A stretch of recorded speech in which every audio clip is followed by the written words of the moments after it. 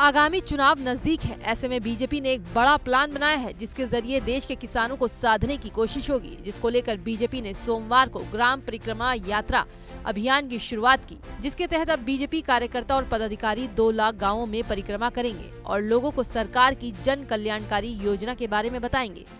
इन 9 संकल्पों पर आधारित ग्राम परिक्रमा यात्रा किसान मोर्चा के हमारे कार्यकर्ता गांव-गांव जाएंगे और गांव-गांव जाकर के प्रत्येक अन्नदाता किसान के साथ संवाद बनाएंगे और उन्हें संवाद बना करके जिन किसानों को डबल इंजन सरकार की योजना का लाभ मिला है उनके सफलतम कहानी को जनता के सामने कहेंगे।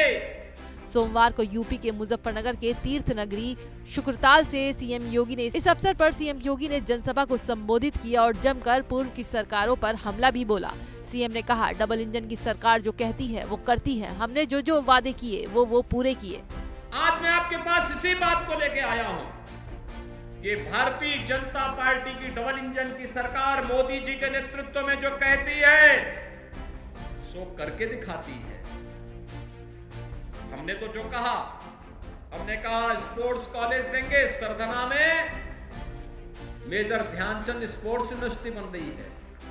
हमने कहा था उस बेटी को जिसने एशियन गेम्स में गोल्ड मेडल जीता उसको डिप्टी एसपी बनाएंगे, डिप्टी एसपी का नियुक्ति पत्र भी जारी कर दिया है।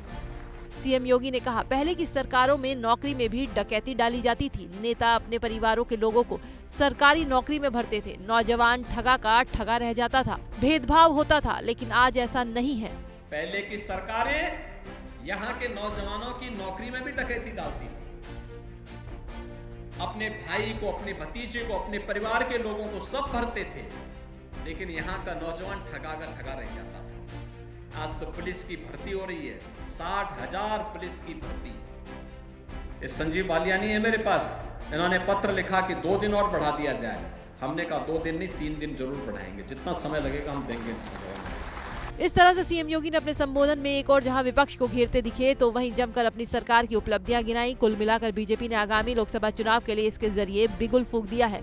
बीजेपी का ये अभियान पूरे देश में 12 फरवरी से 12 मार्च तक चलेगा, लेकिन इस अभियान से बीजेपी को आगामी चुनाव में कितना फायदा मिलता है, कितना नहीं, ये तो आने वाला वक्त ही बताएगा।